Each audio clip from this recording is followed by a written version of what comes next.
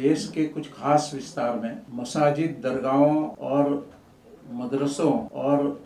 मदरसों एक एजेंडा है जिस पर अमल किया जा रहा है। धार्मिक स्थल के विकास के लिए दूसरे धार्मिक स्थलों को इस तरह से तोड़ना ये कहाँ का न्याय है। जयपुर की नूरानी मस्जिद को तोड़ा गया, वो तकरीबन 50 साल पुरानी मस्जिद और सारे कानूनी इसके पास कागजात मौजूद होने के बावजूद भी इसको तोड़ दिया गया। आप सब लोग इस बात से वाकिफ हैं कि पिछले कुछ महीनों से देश के कुछ खास विस्तार में मसाजिद, दरगाहों और मदरसों को ढाया जा रहा है और एक पूरा प्लानेट, एक एजेंडा है जिस पर अमल किया जा रहा है। और ख़ास तौर से जो सरहदी इलाके हैं वहाँ पर यह काम ज़्यादा तौर पर किया जा रहा है। इसके अलावा भी हुआ है, जैसे कि वाराणसी के 5 मस्जिदों को तोड़ा गया, मुनहदम किया गया और इसकी वजह ये बताई गई कि ये अधिग्रहण इसलिए किया जा रहा है कि मंदिर के कॉरिडोर का निर्माण करना है। ये बात हमारी समझ में नहीं आती है कि ये तो हो सकता है कि प्रजाकीय विकास के कामों के लिए तो कभी ये ज़रूरत हो सकती है कि कुछ चीज़ों को हटाया जाए, लेकिन एक धार्मिक स्थल के विकास के लिए दूसरे धार्मिक स्थलों को इस तरह से तोड़ना ये कहाँ का न्याय है और ये कैसी सिस्टम है, वो हमें समझ में नहीं आती है। इसके अलावा भी जैसे कि हम अपने प्रवास की बात करेंगे, इसके पहले बहुत सारे और इलाकों में भी ये काम हो रहा है। जयपुर की नूरानी मस्जिद को तोड़ा गया, वो तकरीबन 50 साल पुरानी मस्जिद और सारे कानूनी इसके पास कागजात मौजूद होने के बावजूद भी इसको तोड़ दिया गया। इसी तरह से कच्छ के इलाके में, गुजरात के तकरीबन 8 दरगाहों को और 2 मस्जिदों को तोड़ दिया गया और कोई कार्रवाई नोटिस की या उनको पहले से इत्तला करनी तक की नहीं हुई है। जहां पर हम दौरा करके आए हैं वो बाड़मेर और जैसलमेर और ये बीकानेर के तरफ का इलाका है जो सरहदी इलाका है, और वहां पर तकरीबन 1000 से ज़्यादा मस्जिदों, दरगाहों को यानी निशाना बनाते हुए उनको नोटिस जारी की गई है और बहुत सारी मस्जिदों को अभी तोड़ भी दिया गया है। बाड़मेर में कुछ मस्जिदों को, मदरसों को तोड़ा, यहाँ तक कि कुछ लोगों के मकानों को भी तोड़ दिया गया है। और इसके साथ जैसलमेर में भी कुछ मस्जिदों को वहाँ पर और मदरसों को, दरगाहों को तोड़ा गया है। तो ये काम जो हो रहा है ये कोई कानून के मुताबिक नहीं हो रहा है। ऐसा लग रहा है कि जैसे यहाँ जंगल का कानून है। एक वजह यह बताई जा रही है कि नेशनल सिक्योरिटी का मसला है, इसलिए पहले ये जो बॉर्डरिंग इलाका था वो 15 किलोमीटर के एरियाज के लिए अब इसको 50 किलोमीटर तक बढ़ा दिया है और 50 किलोमीटर के एरिया में इस तरह की यानी जो चीज़ें होंगी इस पर नज़र रखी जाएगी और इसके बारे में यानी जो कुछ भी फैसला होगा वो किया जाएगा। लेकिन हम देखते हैं कि ये पूरा इंहदाम की जो कार्रवाई हुई है, तोड़फोड़ की जो कार्रवाई हुई है वो बायस्ड हुई है। एक ही ज़मीन का टुकड़ा है जिसके बारे में ये कहा जाता है कि ये एंक्रोचमेंट है या गवर्नमेंट की जगह है, उसी ज़मीन में मस्जिद भी है या दरगाह भी है और मंदिर भी है।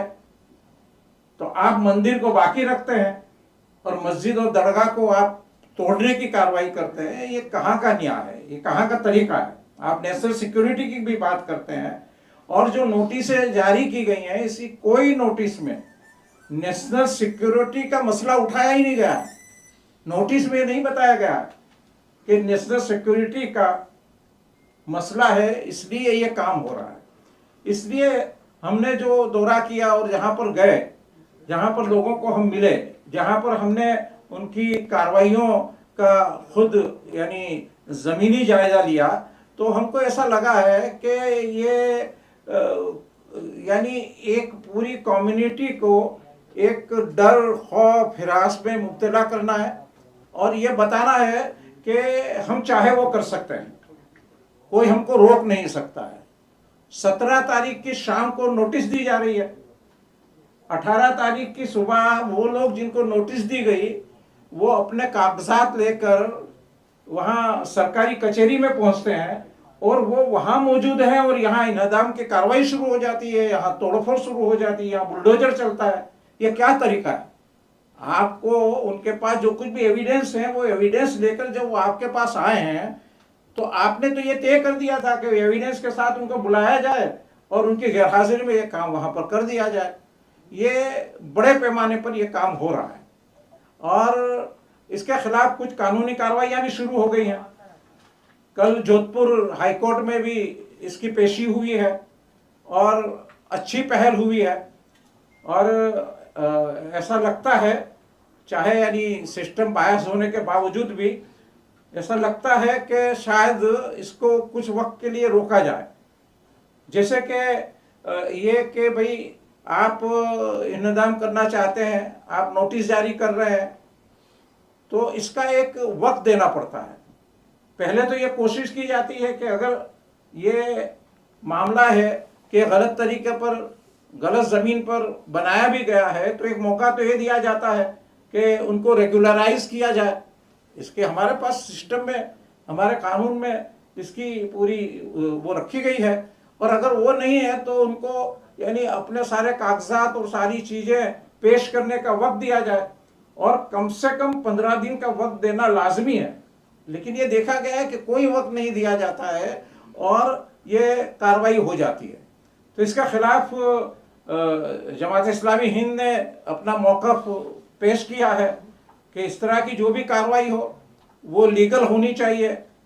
प्रोसीजर जो हो वो प्रोसीजर जो कुछ भी यानी नॉर्म्स बनाए गए हैं इसके मुताबिक होनी चाहिए और इसमें कोई डिस्क्रिमिनेशन नहीं होना चाहिए जिस तरह से डिस्क्रिमिनेशन किया जा रहा है। और लोगों को पूरा मौका मिलना चाहिए, अपनी बात रखने का मौका मिलना चाहिए, कोर्ट की प्रोसेस करने का उनको मौका मिलना चाहिए और ये सारी चीज़ें ज़रूरी है जो होनी चाहिए। तो इस सिलसिले में हमने दौरा भी किया, वहाँ के हालात को भी देखा। एक ख़ास चीज़ जो सामने आई है और जिसको यानी हमने या पूरे मुल्क ने इसको पसंद भी किया है, वो ये है कि ये तीनों जगह पर बाड़मेर, जैसलमेर और बीकानेर में हमारे यानी हिंदू भाइयों ने, गैर मुस्लिम भाइयों ने इसके खिलाफ आवाज़ उठाई है और बाहर निकल कर आए हैं बड़ी बड़ी तादाद में। बाड़मेर में तकरीबन 7-8 हज़ार के लोग इकट्ठा हो गए, जैसलमेर में अच्छी बड़ी तादाद में, बीकानेर में 2 प्रोग्राम हुए और बड़ी तादाद में लोग आए और उन्होंने ये आवाज़ उठाई है कि ये तरीका जो है वो गलत है, ये अन्यायपूर्ण तरीका है और ये ऐसा नहीं होना चाहिए। यहाँ तक भी कहा कि डिस्क्रिमिनेशन हो रहा है, वो डिस्क्रिमिनेशन भी नहीं होना चाहिए। उनका ये भी कहना है कि इस सरहदी इलाके में मुसलमानों और हिंदुओं के बीच ताल्लुकात बहुत अच्छे हैं। ये संबंध जो अच्छे हैं वो संबंध को ख़राब करने की और इसका पॉलिटिकल फ़ायदा उठाने की जो कोशिश हो रही है, इसके हम खिलाफ हैं और इस पर अच्छा खासा एहतजाज किया गया है। गवर्नमेंट के सामने बातें रखी गई हैं और इसका अच्छा असर वहाँ पर पैदा हुआ है और ये एक ऐसा मॉडल सामने आया है कि अगर पूरे मुल्क भर में इस तरह के यानी मॉडल सामने आएंगे तो इसके अच्छे असरात पैदा होंगे और इसके फ़ायदे सामने आएंगे। ये कुछ बातें थी इस सिलसिले में। तो ये मसाजिद का जो इंतज़ाम का और दरगाहों का जो मामला है मदरसों का, वो बहुत गंभीर है और इसका संज्ञान हम लोगों को भी लेना चाहिए, मीडिया को भी लेना चाहिए और सरकार को भी लेना चाहिए, ये हम चाहते हैं। Thank you. कुछ सवालात हों अगर आपके, क्वेश्चंस तो लिए जा सकते हैं। एक सवाल है, आपने दौरा किया राजस्थान का पूरा, कितनी मस्जिदों का एग्जैक्ट डेटा आप लोगों को मिला, या मदरसों का या दरगाहों का? दूसरी चीज़, UP Uttar Pradesh high court ने जो वाराणसी की 6 मस्जिदों को लेकर उन पर स्टे लगाने से रोक लगा दी, इस पर आप लोगों का क्या कहना है?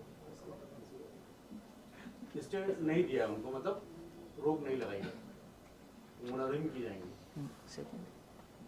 फर्स्ट तो राजस्थान का ये जो राजस्थान में हमने जो दौरा किया है, जैसे हमने बताया कि तकरीबन 1000 से ज़्यादा मस्जिदों, मदरसों, दरगाहों को नोटिस दी गई। तोड़फोड़ की जो कार्रवाइयाँ हुई हैं वो बाड़मेर के इलाके में तकरीबन 8 दरगाहें और 4 मस्जिदें तोड़ी गई हैं। इसी तरह से ये जैसलमेर के इलाके में 3 या 4 मस्जिदें और कुछ दरगाहें तोड़ी गई हैं। लेकिन इसके बाद जब कोर्ट कार्रवाई हुई है तो वहाँ भी स्टे तो नहीं दिया गया है। कल ही एक तो वहाँ जोधपुर हाई कोर्ट में वो पेशी हुई है, लेकिन ये 23 तारीख के बाद कोई नई कार्रवाई की नहीं है अभी। वो किस वजह से नहीं की है, क्यों यानी अभी रोक लगाई गई है, कब शुरू कर देंगे वो कुछ कह नहीं सकते हैं, क्योंकि सबको यानी नोटिस तो दी गई है, नोटिस के जवाब भी दिए जा रहे हैं। और यूपी के सिनेमा कुछ बताएंगे।